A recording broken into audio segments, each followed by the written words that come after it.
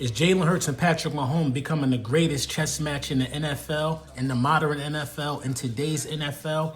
We'll see. Nick Sirianni don't get a lot of credit for the things that he brings to the table, but man, Nick Sirianni did something that was very important to our success this year. And I got a couple matchups that I think that you guys need to hear about. These are some must-win matchups that the Philadelphia Eagles need to win in order for us to win convincingly in Kansas City. Let's get into it. Medals from flips, harness my chi, now I got several hits. You wanna be G, so you rapping about sticks.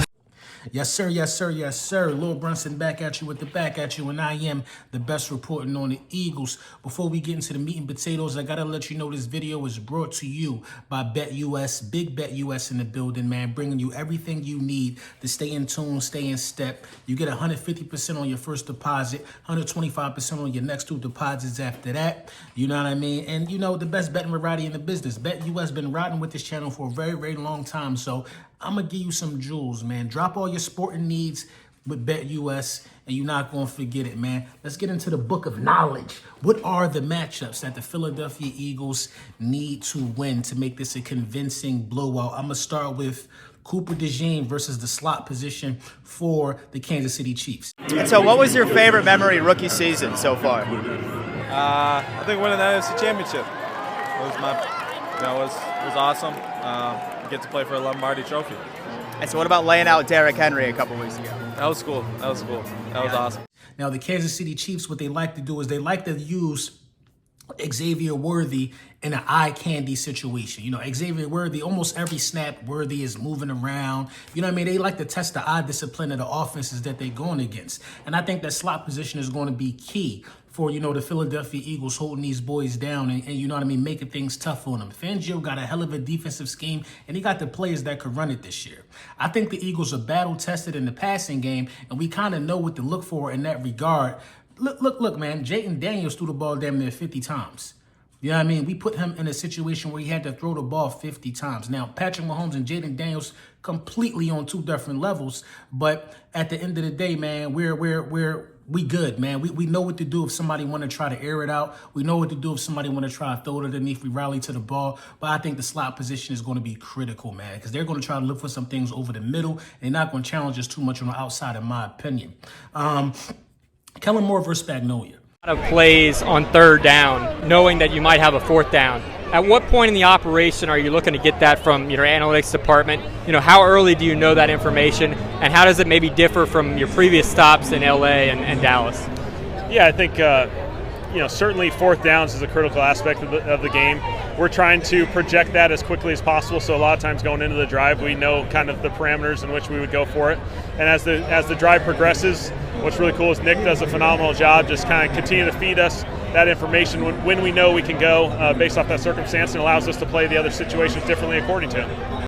I think that is a highly anticipated matchup. It just came out that Kellen Moore said that, you know, he is focused on the Super Bowl. He's not focused on anything after that. So that's refreshing to hear. That's news to my ears, you know what I mean, so to speak. So Kellen Moore versus Spagnuolo just speaks for itself.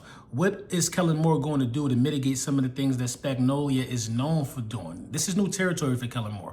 Kellen Moore ain't never been in a championship game, let alone being in a Super Bowl. He didn't have a quarterback that can get him there. Justin Herbert couldn't get him to a championship game, and we know Dak Prescott couldn't get him to a championship game, man. Speaking of the Dallas Cowboys, why is Micah Parsons on Twitter tweeting about where to get the best gumbo from? Why are you there? Why are you there? What are you, podding? You're podding? You're podcasting? What you there for? To watch the game? You could be watching it from the crib because you ain't playing in it.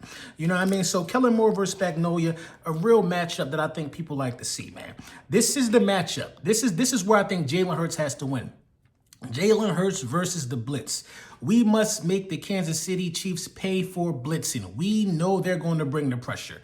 We must make them pay for it. On that play that everybody likes to crucify Josh Allen for, you know what I mean? Or they're not crucifying Josh Allen, they're rewarding him for it. for throwing an incomplete pass, a prayer, in a sense, to Dalton Kincaid that Kincaid probably should have caught, but there was an easier throw had he recognized the blitz and slid his protection the other way to a Shakir, I think, who was, running just a little crossing route right across the face, but the pressure was in his face and he couldn't see it. You got to capitalize on those moments, because every time Spagnuolo blitzes, Spagnuolo gives you something else that you can exploit that defense with, but you got to pick wisely. Jalen Hurts versus the blitz is a big one, man. And Fangio versus Andy Reid. Do that too, so yeah, nothing but great memories from here. Just wish we could have had a little bit more playoff success, but hey, that's the way it goes. Bring up a bad memory. What do you remember about? Yeah, if we had a quarterback worth the shit. You guys know who this is? Yes. What about the Dolphins and the vision that you saw with Zach Long? Because the Saints didn't even let him play. I know. He didn't play a lot of defense, so the tape was limited. I just kind of liked the way he moved. I saw some instincts, and I was intrigued, and I thought he could do it. That's the last one for me that I think you have to win. Fangio versus Andy Reid is primetime, must-see TV. You know what I mean? Fangio can't stand the Chiefs. The Chiefs have been having Fangio's number for a long time, but this is Fangio's first time having the personnel to go after these guys and get with these guys. This is the first time. You know what I mean? That I think Fangio got the ball in his court in a way that we haven't seen before. So, I think Fangio understands that.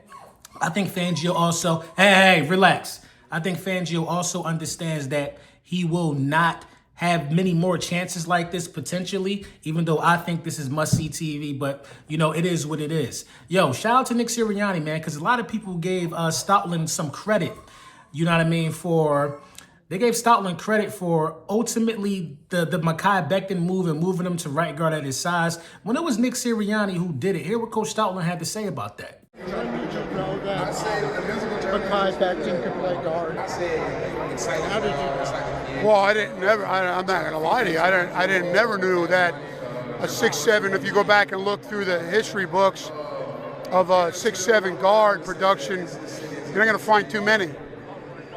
And it was during OTAs where Nick said to me, Coach Sirianni said to me, let's just try him out for a couple practices. Let's just see how he does. And I was like, cool, let's go. Yeah, man. And, we moving and we shaking, man. And this is just day 2 of us being in New Orleans. Well, not day 2, probably day 3. But this is day 2 of just the coverage. Now practices are going to be underway. You're seeing a lot of pictures of guys out there putting their best foot forward, looking good in the LIX, Super Bowl 59 gear. And, it's up from here, man. What are we going to do to win this game? These are some matchups that have to be won, and they have to be won early, man. Content coming all week. Y'all know the vibes, man.